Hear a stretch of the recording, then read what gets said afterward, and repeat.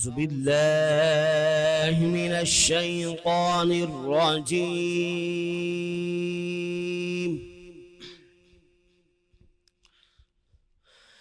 بسم الله الرحمن الرحيم.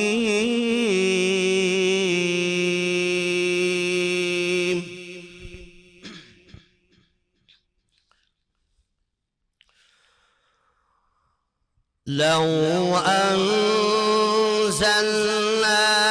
هذا القرآن على جبل لرأيته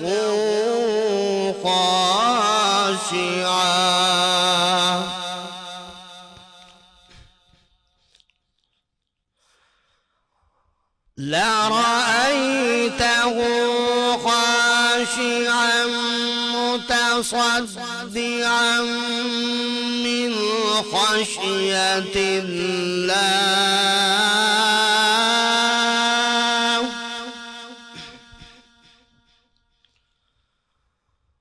وتلك الأمثال نضربها للناس لعلهم يتفكرون.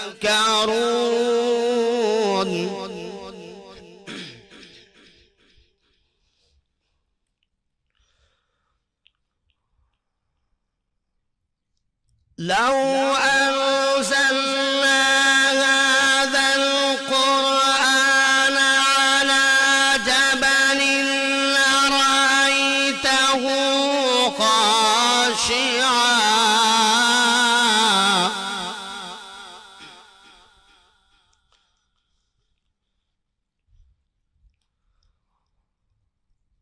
لرأيته خاشعا متصدعا من خشية الله.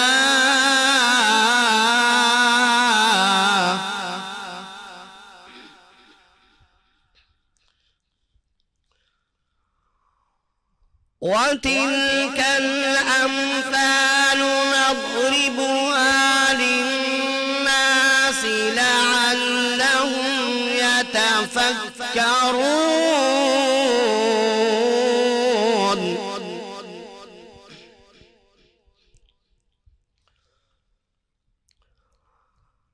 والله الذي لا إله إلا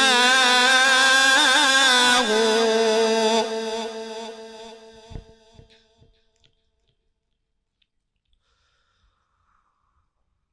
عالم الغيب والشهادة هو الرحمن الرحيم.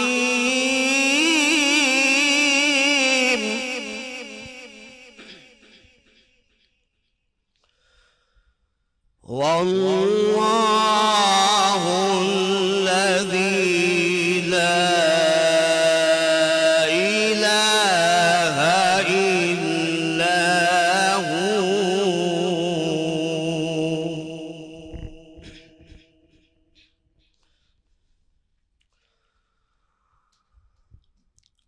الملك القدوس السلام المؤمن المهيمن العزيز الجبار المتكبر.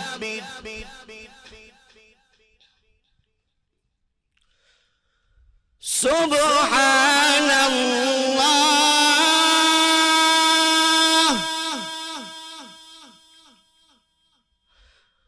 سبحان الله عما يشركون.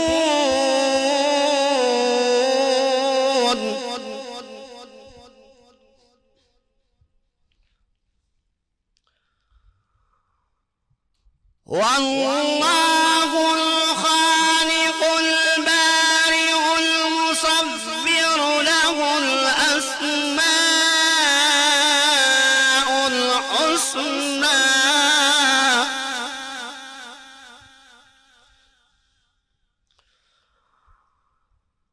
يسبح له ما في السماوات والأرض وهو العزيز الحكيم.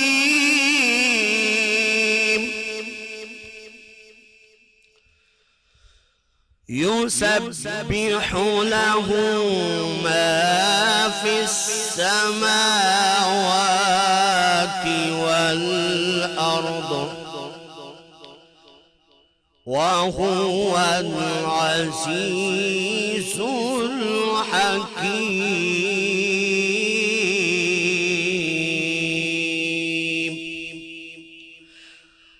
يسبح له ما في السماوات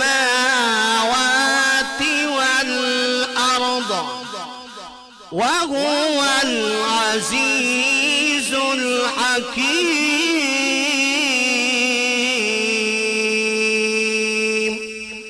صدق الله الجبار العظيم.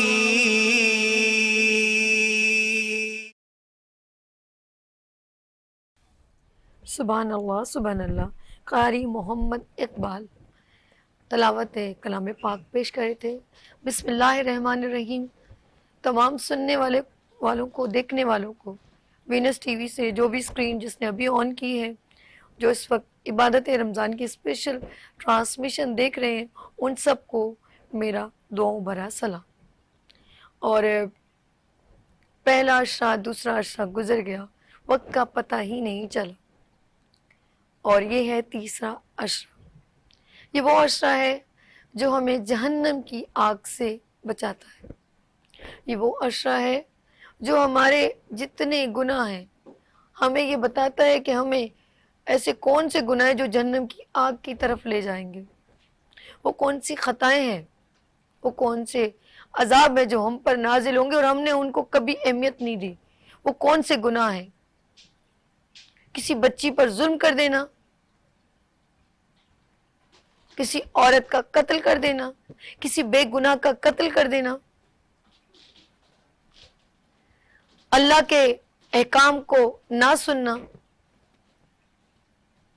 وہ کون کون سے احکام ہیں جو میرے رب نے زمین پر اتارے اور حکم دیا کہ ایسا کرو گے تو جنت ملے گی اور ایسا کرو گے تو جہنم کی آگ.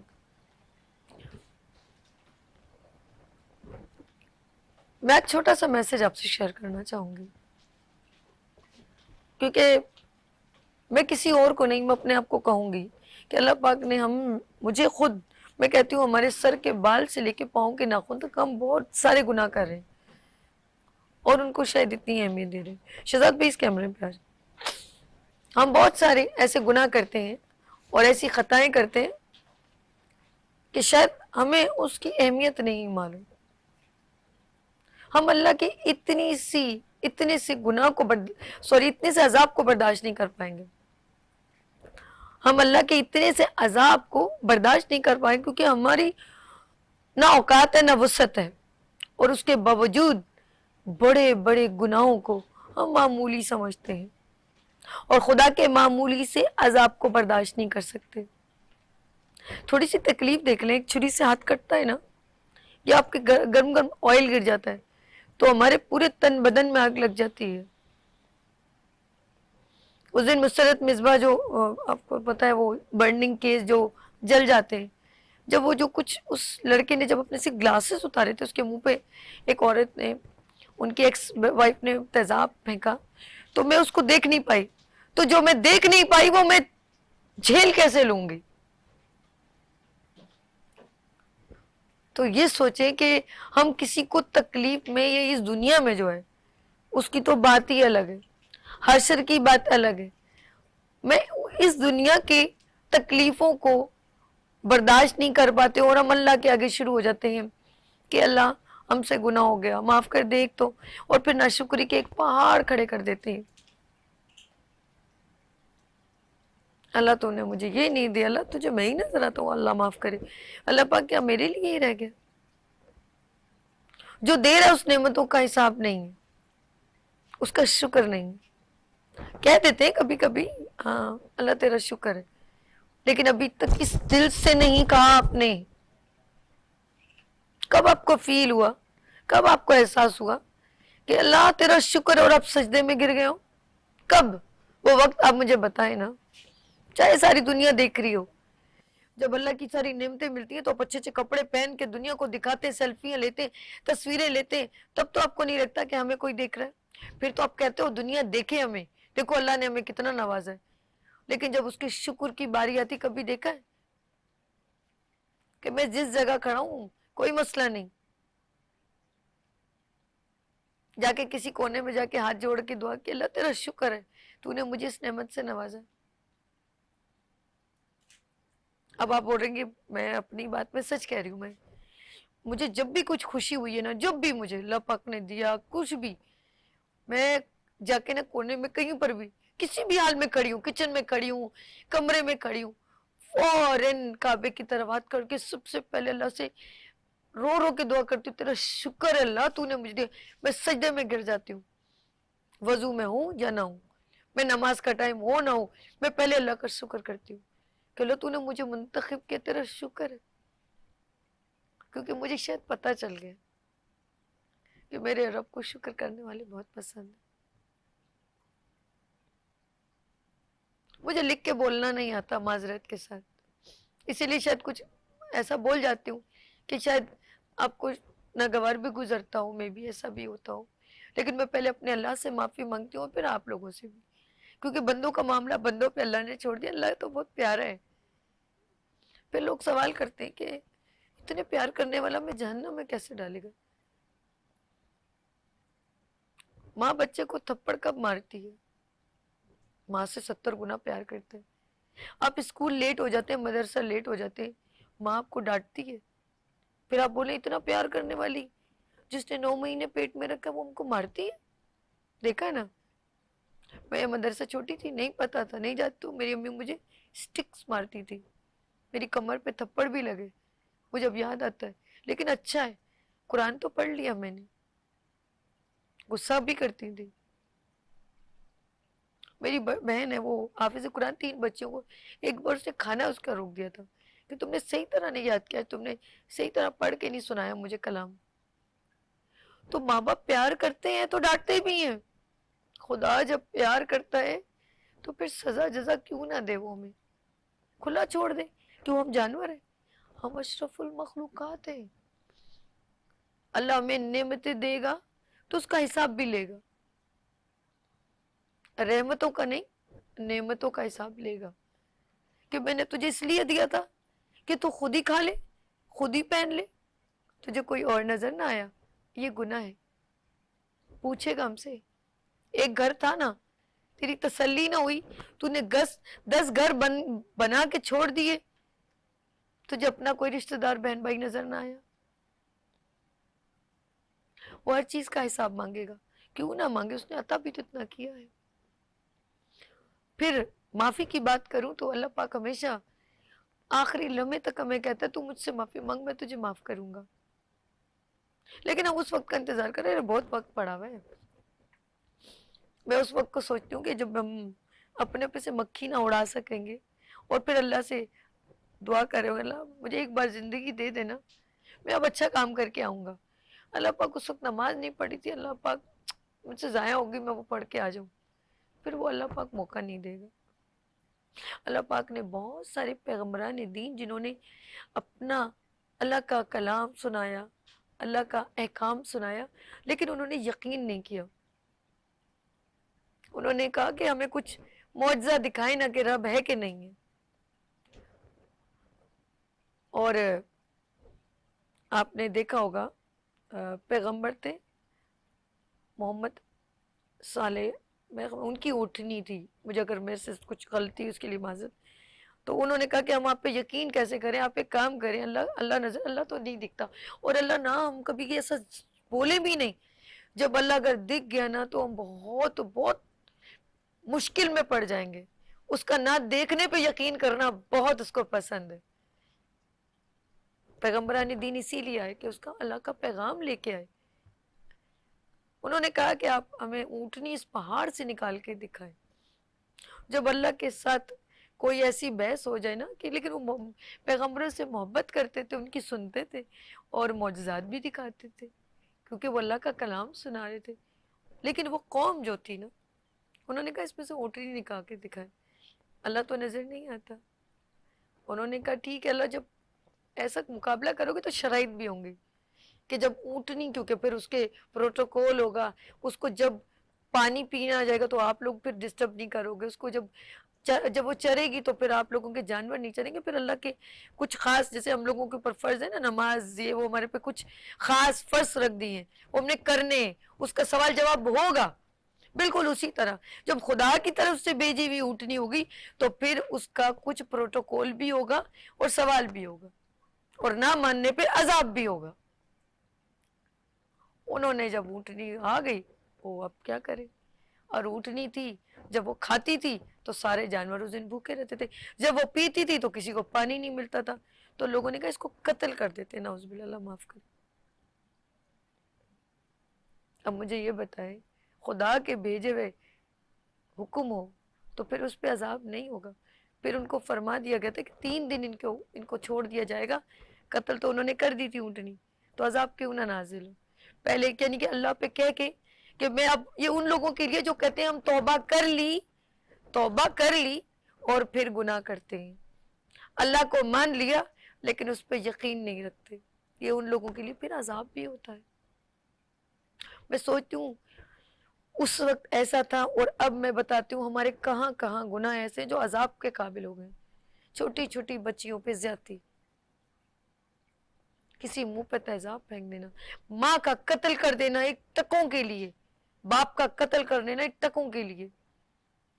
اس ابھی کرنٹ میرے پاس یہ 6 مہینے ہوں گے، بھتیجے نے پھپھی کو، یہ شاہ فیصل میں ہوا ہے، اس کے گلے پہ چھری بھیج دی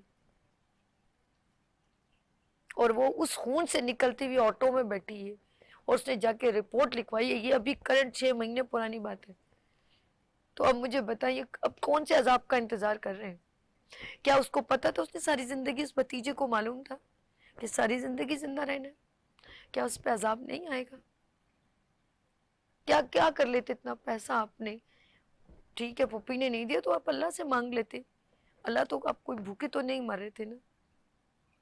ایسے بہت سارے لوگ ہیں جو خود اپنے لیے جہنم کی آگ بنا رہے ہیں اور ان کو نہیں پتا چل رہا، لوگوں کے لیے برا سوچ رہے ہیں، ان کے لیے پلاننگز کر رہے ہیں کہ یار یہ اس کو نیچا کیسے دکھانا ہے. یہ سارے وہ ہیں، ان راستوں کو ہم خود منتخب کر رہے ہیں جس پر ہم نے نہیں جانا، جس کے لیے ہم ہر وقت نماز میں کہتے ہیں اللہ مجھے بچا لینا، دوزخ کے عذاب سے بچانا، قبر کے عذاب سے بچانا، لیکن ہم خود ان راستوں کو خود بنا رہے ہیں ابھی سے. کبھی ان راستوں کو بنایا جس پہ کہے کہ یار میں اس کو کھلا دوں، اس کو پلا دوں، اس کا خیال کر دوں اور کسی کو پتہ نہ چلے. لیکن آپ کو یہ پرابلم پتہ کیا ہے؟ آپ کہتے ہو میں اس کو دے دوں مجھے یہی دے گا، یہ پرابلم اور کچھ نہیں. کسی کا خیال کر دیا یہ اس نے مجھے ریٹرن بھی دینا ہے، نہیں، آپ اس کے اوپر اس پہ توکل کریں تو وہ زیادہ اچھا ہوگا کیونکہ وہ زیادہ آپ کو عنایت کرے گا اور وہ تو بڑا غفور الرحیم، وہ بہت پیار کرتا ہے. لیکن اگر آپ ایسا کچھ غلط کریں گے تو پھر یزید کی بھی معافی نہیں ہے، تو پھر اس دور کے یزید نہ بنے. بات مختصر، اللہم صلی علی سیدنا مولانا محمد وعلی آلہ وصحبہ وبارک وسلم وصلوا علیہ. مفتی قدرت اللہ قادری صاحب اس وقت ہمارے درمیان موجود ہیں، ان سے بات کرتے ہیں. اور آج موضوع گفتگو ہے جہنم کی آگ ہم پر کیسے حرام ہو جائے اور ہم یہ اس دنیا میں چھوٹے چھوٹے جو گناہ کرتے ہیں اللہ پاک ہمیں ان سے بچائے. السلام علیکم مفتی صاحب، کیسے ہیں بھائی؟ ٹھیک ہے. اور آج ہے موضوع گفتگو یعنی کہ عشرہ ہے تیسرا، جہنم کی آگ سے ہم کیسے بچیں. بسم اللہ الرحمن الرحیم. هذه جہنم التي كنتم توعدون. اللهم صل على سیدنا و مولانا محمد وعلى آل سیدنا و مولانا محمد مبارک وسلم. سب سے پہلے میں آپ کا شکر گزار ہوں کہ آپ نے مجھے اپنے اس خوبصورت پروگرام میں حاضر ہونے کی سعادت بخشی ہے. رمضان المبارک کا رحمت والا عشرہ رحمتیں بکھیرتا ہوا ہم سے رخصت ہو گیا اور مغفرت والا عشرہ بھی مغفرت کے پروانے تقسیم کرتا ہوا ہم سے رخصت ہو گیا، اور اب جہنم سے آزادی والا عشرہ ہم سے جو ہے وہ عنقریب رخصت ہونے والا ہے۔ اللہ تعالیٰ نے امت محمدیہ صلی اللہ علیہ وسلم پر یہ احسان فرمایا ہے کہ مالک کائنات نے اپنے محبوب کی امت کو ایسے بہت سارے خاص مواقع عطا کیے ہیں کہ جن سے اگر وہ فائدہ اٹھائیں اور اپنے رب کے سامنے گڑ گڑائیں، اس سے گناہوں کی معافی مانگیں، تو اللہ تعالیٰ کا وعدہ ہے کہ اللہ اپنے بندوں کے گناہوں کو معاف کر دیتا ہے۔ اور یہ اگر دیکھیں تو یہ اعزاز صرف ہمیں حاصل ہے رسول پاک صلی اللہ علیہ وسلم کے صدقے سے، کہ اللہ تعالیٰ چاہتا ہی نہیں کہ میرے محبوب کا کوئی امتی جہنم کی آگ میں جلے۔ اور کسی عارف نے بڑی خوبصورت بات کی کہ اگر اللہ تعالیٰ نے جہنم میں ڈالنا ہوتا تو اپنے محبوب کو امتی نہ بناتا۔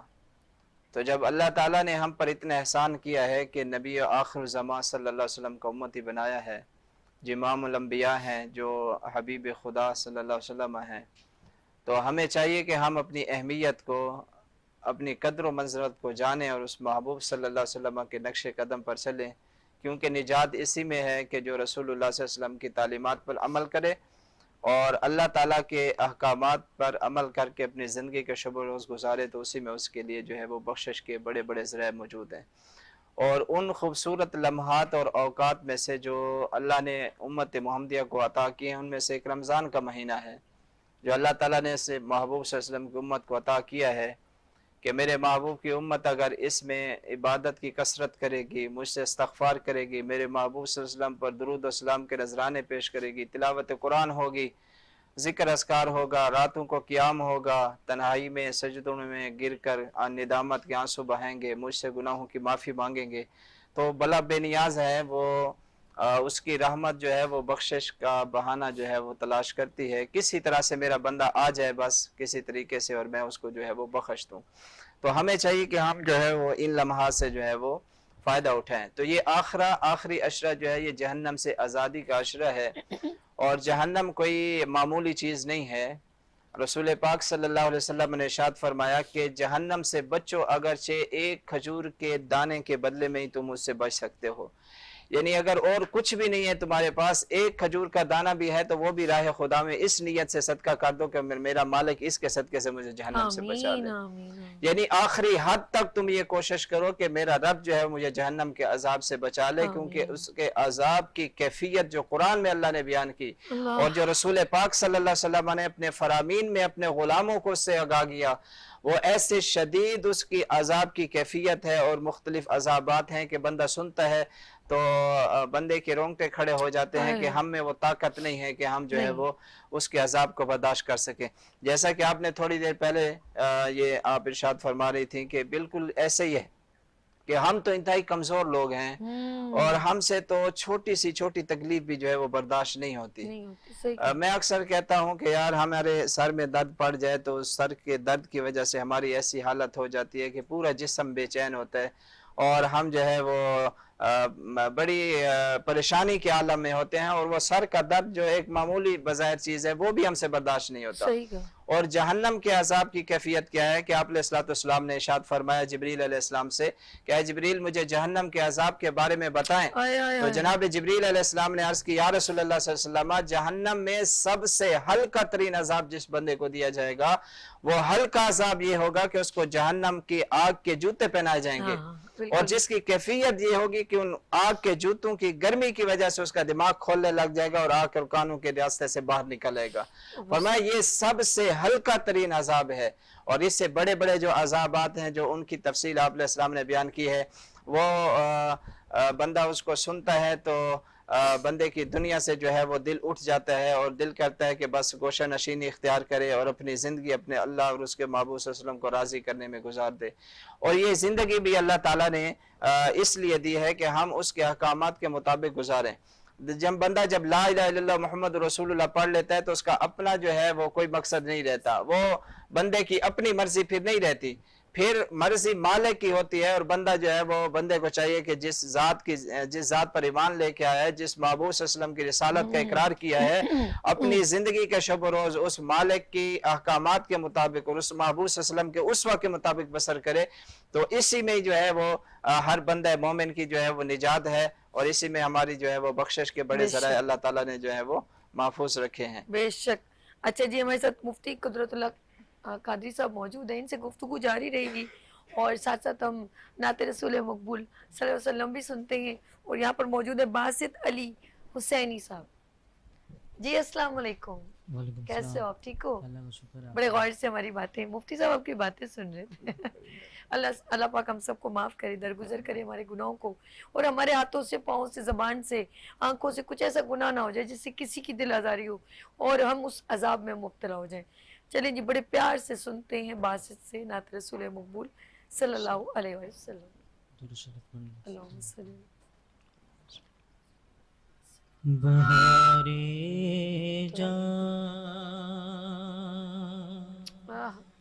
فضا تم ہو، سبحان اللہ، نسیم گل ستا تم ہو، سبحان اللہ، سبحان اللہ۔ بہارے باغ رضوان تم سے ہے، بے جدا تم ہو، بہارے جان فضا تم ہو، نسیم گل ستا تم ہو،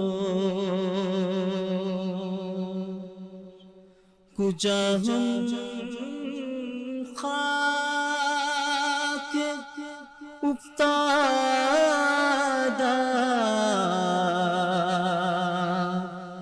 کجا تم اے شہ بالا،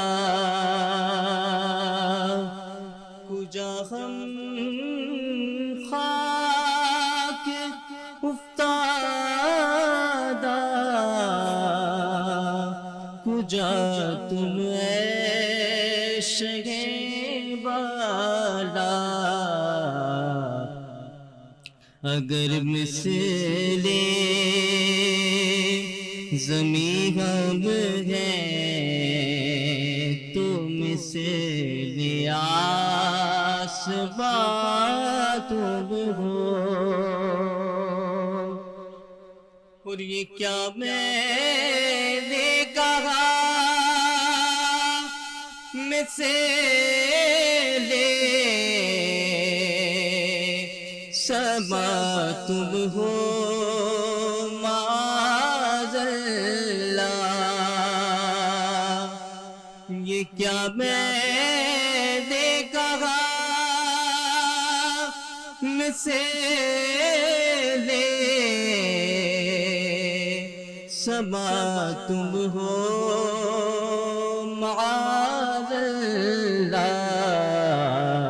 منزہ مثل سے برتر زہر وہم و غبار تم ہو، میں بھولا آپ کی نسبت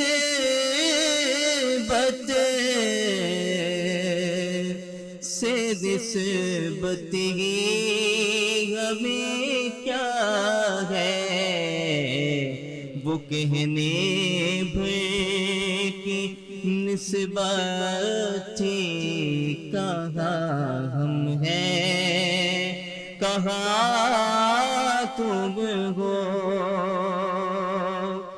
ریاضت کے یہی دینے ہیں، بڑھاپے میں کہاں ہمت، جو کچھ کردہ ہے ابھی کر لو، ابھی نوری جواں تم ہو، بہارے جا فضا تم ہو، نسیم گل ستا تم ہو۔ اللہم صلی علی سیدنا و مولانا محمد وعلی آلہ وصحابہ وبارک وسلم وصلو علیہ۔ اچھا مفتی صاحب، جس طرح ہم لوگ ابھی ہم لوگ بہت آگے کے ٹیکنالوجی کے دور میں، پہلے اگر ہم پیغمبران دین کی دیکھیں تو انہوں نے اپنا جو ہے اللہ کا حکم آگے سنایا، کچھ لوگوں نے یقین کیا، کچھ لوگوں نے، جیسے میں نے محمد صالح علیہ السلام کی بات کی تھی کہ ان کو یقین نہیں تھا کہ اونٹنی یہاں سے نکل آئے گی، ایک ایسے ہی بہت سارے واقعات ہیں۔ نوح علیہ السلام نے کہا کہ بھئی آ جاؤ، اور پھر ان کو پھر اپنی کشتی میں بھی بٹھایا، کچھ لوگوں نے نہیں مانا، پھر ان پہ عذاب آیا۔ ایسے بہت سارے واقعات ہیں۔ اس دور میں اب سب کو پتہ ہے، لیکن پھر بھی بہت سارے ایسے گناہ جن کو ہم بالکل معمولی سمجھتے ہیں، جیسے ملاوٹ کرنا۔ ابھی دودھ کا ہی دیکھ لیں، کتنا جو ہے ہم لوگ پانی ملاتے تھے اس میں، اور کچھ لوگ تو حد درجہ گناہ کے بڑے سپر اس میں ڈگری میں، اور انہوں نے کیمیکل ملانا، ان کو یہی نہیں پتہ اس سے جو کینسر، آنتوں کا انفیکشنز بن رہے ہیں۔ تو کیا کہتے ہیں آپ ایسے لوگوں کے لیے؟ اصل بنیادی بات جو یہ ہے کہ جب بندے کی زندگی کا مقصد دنیا ہی ہو جائے اور آخرت کو جو ہے وہ بھلا دیتا ہے جب بندہ، اور اس کی زندگی کا سارے دوڑ جو ہے وہ دنیا کی زندگی اور دنیا کی جو ہے وہ آسائش و آرام کو حاصل کرنا اس کا مقصد بن جاتا ہے، تو پھر وہ اس دنیا کی جو ہے وہ محبت کی وجہ سے، کیونکہ آپ علیہ السلام نے فرمایا حب الدنیا راس کل خطیہ، کہ دنیا کی محبت جو ہے وہ ہر برائی کی جو ہے وہ جڑ ہے۔ جب بندے کے دل میں دنیا کی محبت آ جاتی ہے تو وہ اس دنیا کی محبت میں دنیا حاصل کرنے کے لیے بھی جھوٹ بھی بولتا ہے، وہ فراڈ بھی کرتا ہے، وہ ملاوٹ بھی کرتا ہے، وہ قتل بھی کرتا ہے، وہ ہر وہ کام جو جس کے ذریعے سے اس کو مال و دولت حاصل ہونا ہے، ہر وہ کام جس سے اس کو عارضی بڑا فائدہ، بالکل عارضی فائدے کے لیے وہ اپنی آخرت کو بھی خراب کرتے ہیں اور اپنے رب کو بھی جو ہے وہ ناراض کر دیتے ہیں، اور اس کو اس بات کا اندازہ نہیں ہے کہ وہ کتنی بڑی ہلاکت کے گڑھے میں گر رہا ہے، کیونکہ یہ دنیا کی زندگی تو مختصر زندگی ہے، چند روزہ ہم مسافر ہیں، اور ہر ایک نے اپنی زندگی کا سفر پورا کر کے دنیا سے رخصت ہو جانا ہے، اور پھر برزخ کی زندگی ایک لمبا طویل سفر ہے، اور وہاں پر جو ہے نہ ماں ہوگی، نہ بہن ہوگی، نہ باپ ہوگا، کوئی بھی نہیں ہوگا، اکیلی جان ہوگی، اور بندے کا اپنا عمل ہوگا، اس کے مطابق اس کے ساتھ جو ہے وہ معاملات کیے جائیں گے۔ حشر کا میدان ہوگا، سب نفسی نفسی ہو رہا ہوگا، اور ہم نبی صلی اللہ علیہ وسلم فرما رہے ہیں امتی امتی یہاں لیں گے۔ چھوٹی سی بریک اور ملتے ہیں بریک کے بعد عبادت رمضان کے ساتھ۔